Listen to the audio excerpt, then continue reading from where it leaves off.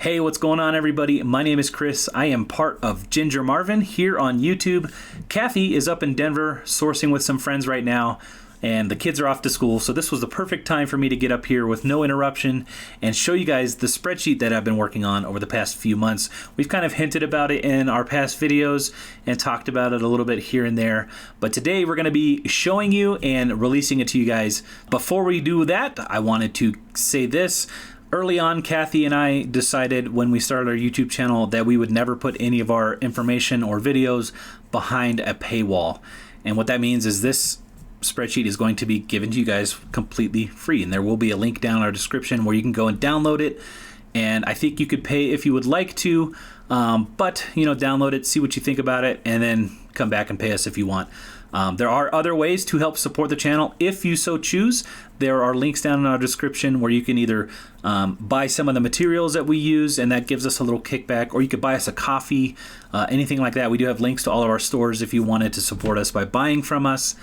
There are many ways that we like to offer to you guys to help support the channel if you want, but we never want to put any of our information behind a paywall, and that includes this spreadsheet. And I think one of the best ways you can help us today is by sharing this video. So if you have any friends, family, or if you have a following on Instagram or YouTube that is reseller related, share this with your followers and get them over here so that they can have the spreadsheet for free as well. That would be awesome. And if you came over here from somebody else, video, let us know. Show their name down in the description so that they know as well, and I think that would be great. All right, guys, so now that we've talked about all that, we're going to jump into the spreadsheet and see what it is and how you can use it in your business. So this is the spreadsheet, and when you open it up, it's actually not going to look anything like this. It's probably going to look more like this, where it has no data. You'll see it in a second. So it'll have no data and no information yet, because you have to put all that data in yourself. So I'm just going to go ahead and put this back to how it was and show you guys what's going on. So we have from the top here, this is a selector so that you could change what this is referencing here. So you could change your whole dashboard based on any specific range of months. If you wanted to look at any, March to May, you can really get in here and look at the differences, or if you even wanted to just look at 1 month, right? So if you want to look at 1 month, you can see, oh, we have 475 sales. Average sale price for March was $27.55. Total sales was $13.86.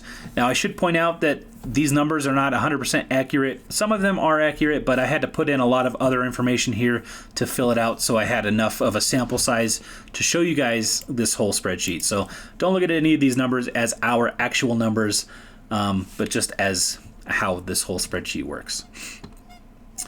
Okay, so going from here, let's go out and see all of our data combined. This chart here is, well, this first chart here is your sales by month. This should fill out as many months as you have in your spreadsheet, so you'll be able to see over time how you're doing and how things are changing. So this next chart here, this next graph here is category. Now, on this data that I have in the spreadsheet, I did not actually fill out any of the category, as you can see here. And that's why it's showing there's 3,538 things with no category with a blank here. So as you're putting in your data, make sure you put your category in so you can know what categories you're doing well in. I just did a few here just so you can see that it does do that. And it'll show you, okay, my average sales for that category is $26.48, and the total sales is $79.54, and so on. So you're going to be able to see how well you're doing based on your categories, how well you're doing based on your purchase location. So here of the data we have entered, we have 1,006 of our sales came from a Goodwill purchase, and our average sale price is $34.44. So this is telling me that our average sale price from Goodwill finds is higher than our average sale price from Goodwill bins finds. And we find a lot more at Goodwill. Now, obviously, that's based on your own data. So your numbers are going to be different. Everything is going to be different based on your own mileage. So this is just a good way to figure out what that is telling you. This chart down here is just an extension of this. It's just kind of showing you the numbers in an easier to read format if you wanted to. So for instance, March 2021, we had 475 sales, and it's just reflecting the same here, but it does show you the average sale price. These bars here, this just means that was our best month of the range selected, second best, and you can kind of see the trend there with how that goes. And again,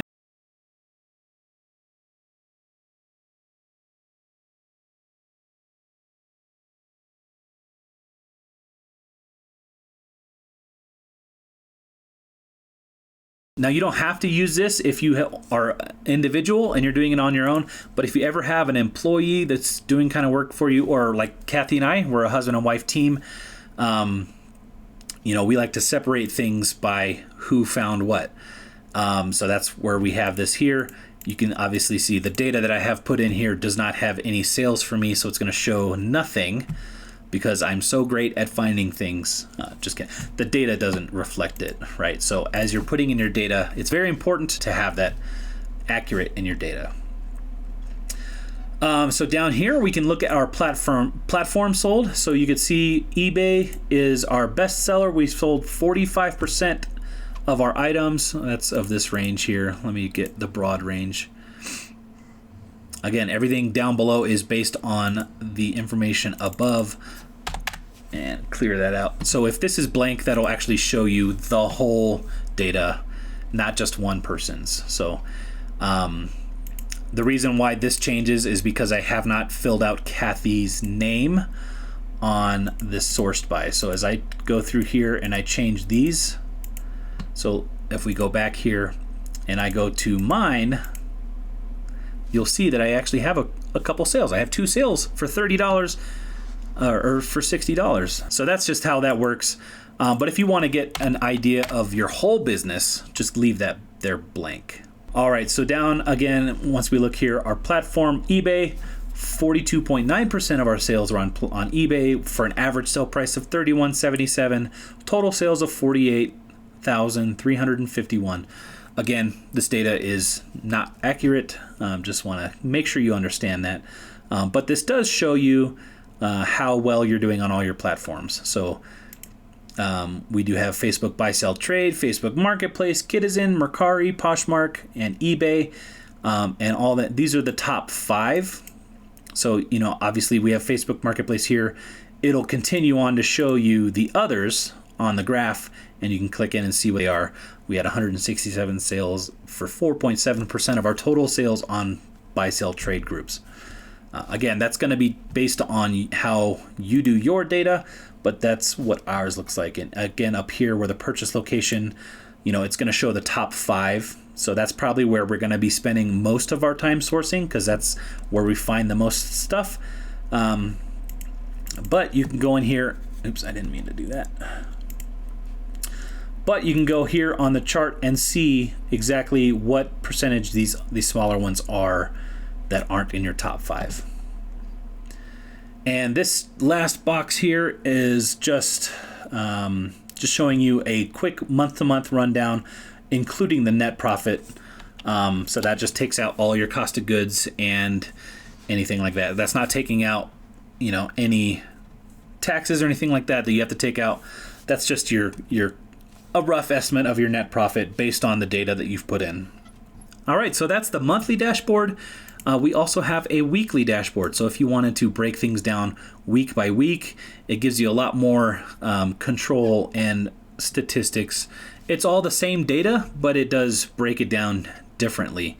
So the start week, these dates here are the Saturdays of the week. So it's the last day of the week that is included. So for instance, the week ending on January 2nd, it includes December, for 6 or 5 days, but it also has 2 days of the week are in January. That's why this graph is showing really low, because that's only showing 2 days. I don't have December 2020's data in here. Otherwise, it would reflect that here also. But that's why there's a big dip in the beginning of the month or the beginning of the year. And from then on, so if I go to the second week until, let's go till May the week of May 1st. You could see your trend lines and break it down that way. So it's all the same category. It's all the same charts and stuff, just broken down week to week. And again, here, this is going to show you the top or the most recent weeks of the data selected. And again, here it's just showing you, okay, our best week was February 27th of that range. So everything's based on range. And again, this is also based on agent. I just have agent there because I didn't know what else to say. But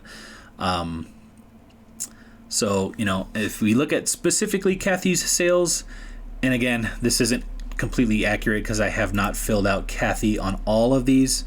If I did, it would show it differently. Oh, let's go back to weekly. So I'm going to go ahead and delete that.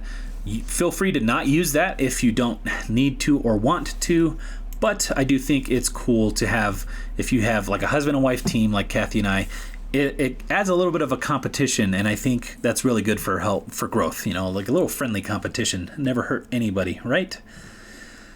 Okay, so that's kind of the dashboards, and this is all the data that you're going to be able to pull out from the inventory list that we're going to get to here in a second. This data is only as good as the data that you put in on this main sheet here, okay? So in previous iterations of our spreadsheet that we've used, we haven't really released them, but what we would do is we would have this information here: item description, purchase date, purchase location, cost of goods. We used to do the item weight, and we still do. I don't have any data in here for that. We never really did the category, and that's why there's no categories to fill out. So the data that we have doesn't really fit in. So if you're starting from scratch, it's going to be a lot easier for you to get all the data that you want in here. So I do also have, I have category. I've sourced by. That's going to be referencing the agent up here. So anytime I have something sourced by somebody here, it's going to show up when I select their name here. When it's blank, it pulls everything regardless of if there's a name there or not. It'll pull it all. But if you wanted to break it down by source by, make sure you fill that out. And another cool thing, another important thing to note with this spreadsheet is your purchase location, your category, your sourced by. Those kinds of things are all going to be in these drop-down menus here. And this is very important because, for instance, if you go in here and you type, well, I'll show you right here. I have not put in Thrift America. It's an invalid input because I don't have one here on my drop-down. And what that means is it's not going to pull it up here on this purchase location or in whatever location. It's not going to be reflected in the dashboard correctly.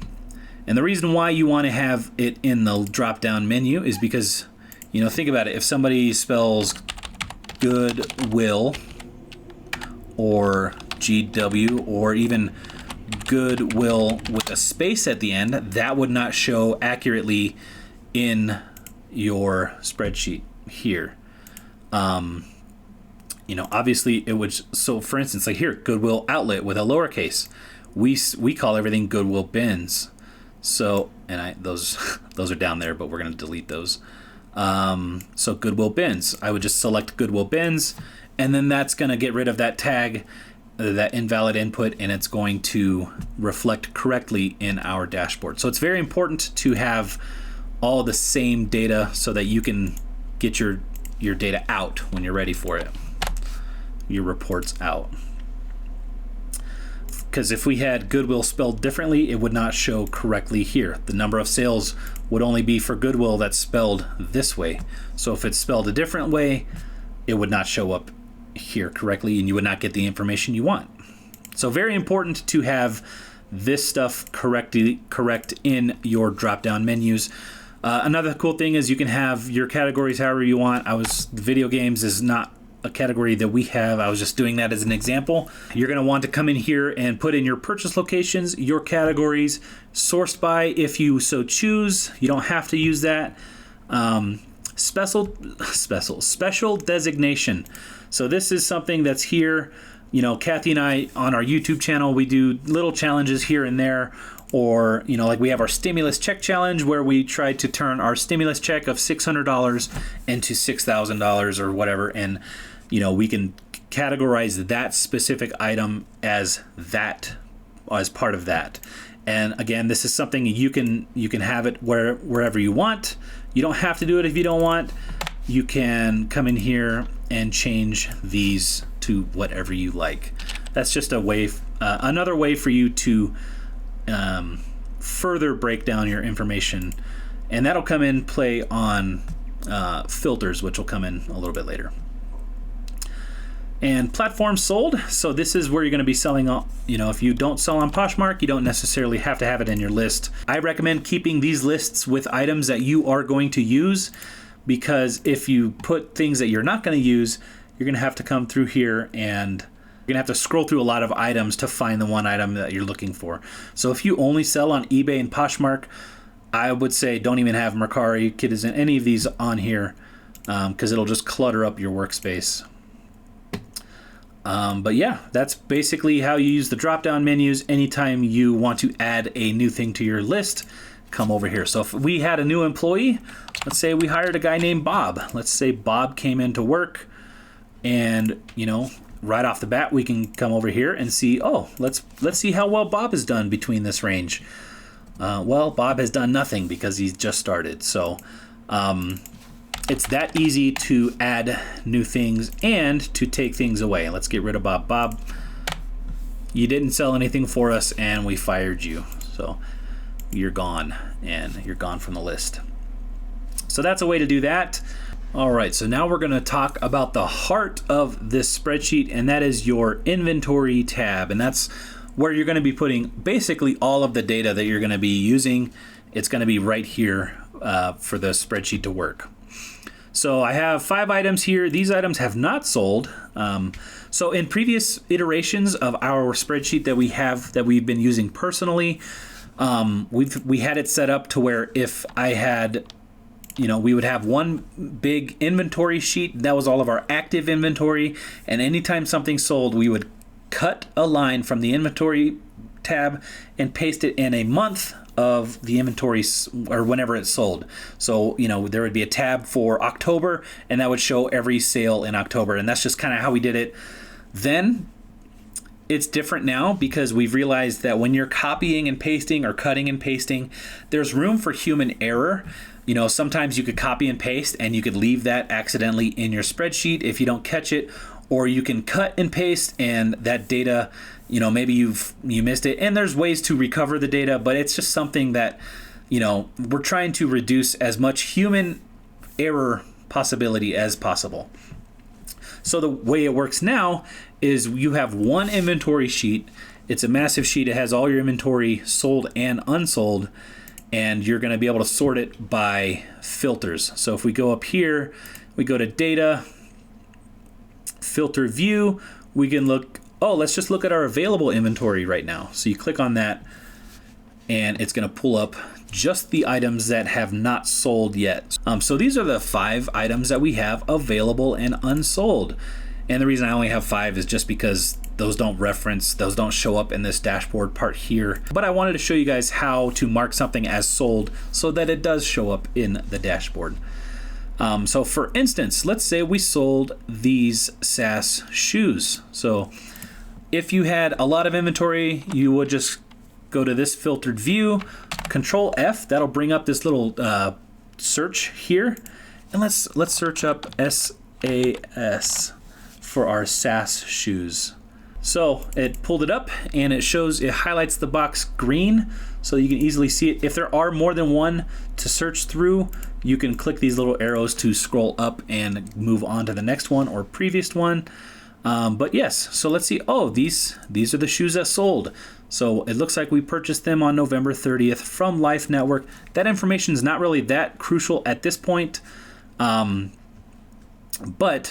what is crucial is your bin location. A lot of people ask us how our inventory works, and this is exactly how it works. When something sells, we search it up. This is how it worked in the last spreadsheet too. And then we see, oh, that's in box DD. So we would go over to box DD, pull it out, and find it. or find it and pack it up and ship it. So that's just what that bin location is there for. We have all this information, cost of goods, weight. We like to know how much something weighs before it sells so that when we're out and about, we can quickly search on our phone. We can search up, oh, somebody's interested or made an offer on these SAS shoes. So, oh, it weighs just over 1 pound. So I'm going to have to do a 2-pound package, and that's going to wherever the person that offered is based, and you can kind of figure out your shipping from there and say, oh yes, that is an acceptable offer, or no, I'm going to counter because the shipping costs more than I expected. So, that's kind of how we use this item weight here. Category, women's shoes. Obviously, you're going to want to input that based on your own categories and accurately. Kathy sourced it. Again, special designation, so this isn't one of those. I'm going to leave it blank. And any notes that you want to place, put them here. Just for any reason, this is just going to be so that you could find it when you need it and have the note ready. That's all the information that you're going to be putting in when you acquire the item and when you source it.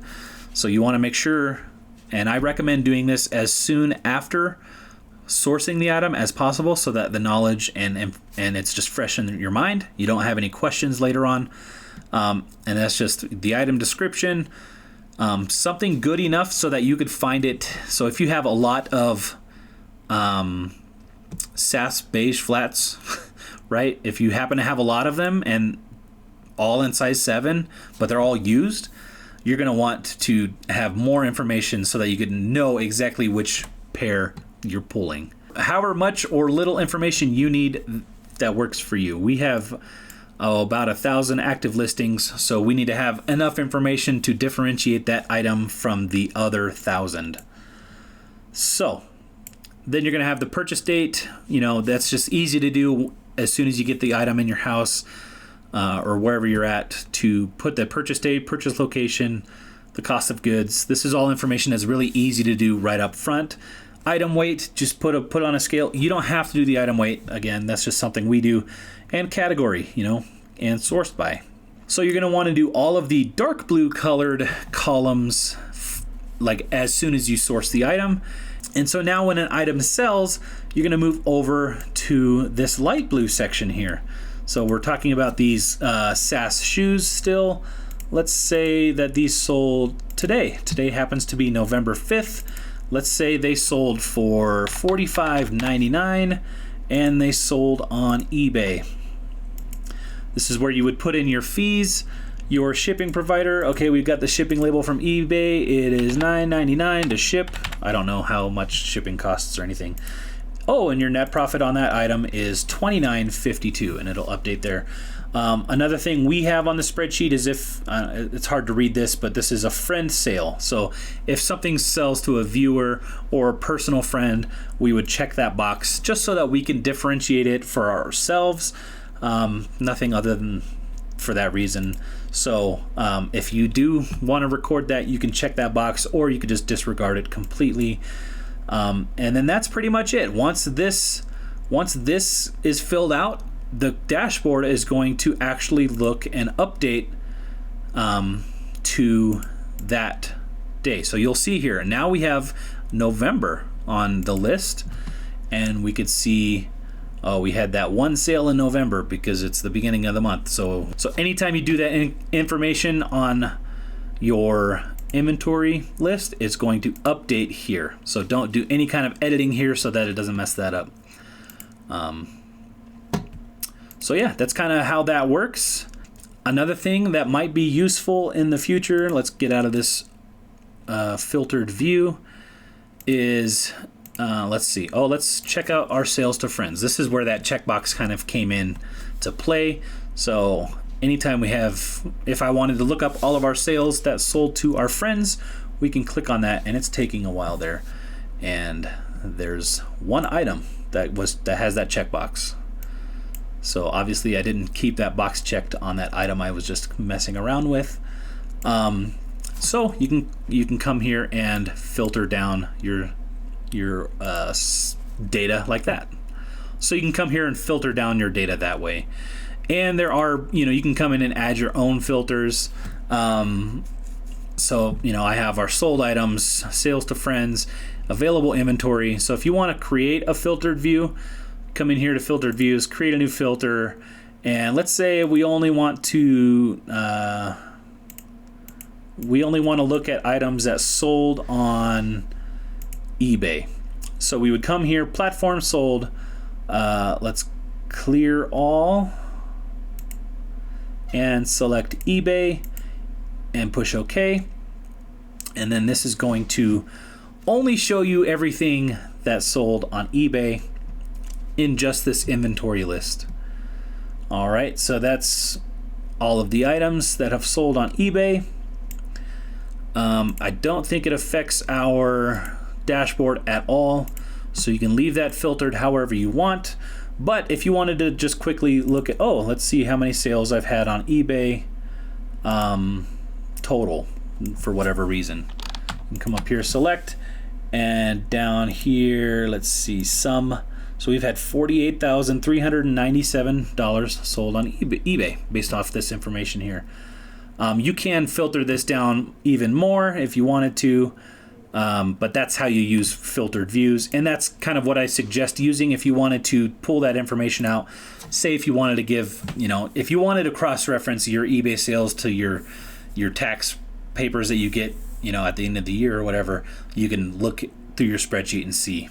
All right, guys, I think that's everything that I wanted to go over on this spreadsheet as of now. I do plan on keeping updated on this spreadsheet in the future. So if you start using the spreadsheet and you fill out your data correctly and however you want, when I do have updates, it should not really be that hard to implement the new updates. So I think if I do like a new dashboard or whatever, you just paste in that tab and it should work with all the data that you have. So if you do have any suggestions or anything for this spreadsheet, don't be afraid to suggest them.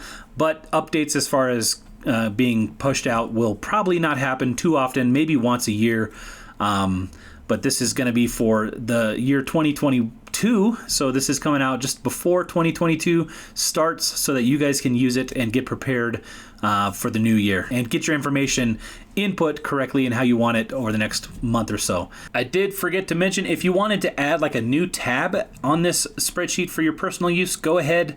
Some things I wanted to implement in this spreadsheet, but I never got around to it, was an expense tracking and mileage tracking. So if that's something you want added in the future, be sure to check back on this video or subscribe so that you can be updated whenever I come out with that kind of stuff. And if you have any suggestions that you would like added to the spreadsheet, I'm up for suggestions. No promises on whether or not they'll be implemented, but definitely leave those in the comments below, and hopefully I'll be able to do everything you guys need and want. But again, this is free, so don't be afraid to download it and try it out for yourself and see how it works for you. So yeah, that's pretty much it, guys. Let me know what you think down in the comments below. Are you going to be using this spreadsheet in your business? I would love to know, and let other people know how it's working out for you. All right, guys, that is going to do it for this video. Thank you so much for watching. Don't forget to hit that subscribe button if you are new here, where we'll be doing updates and stuff on this in the future.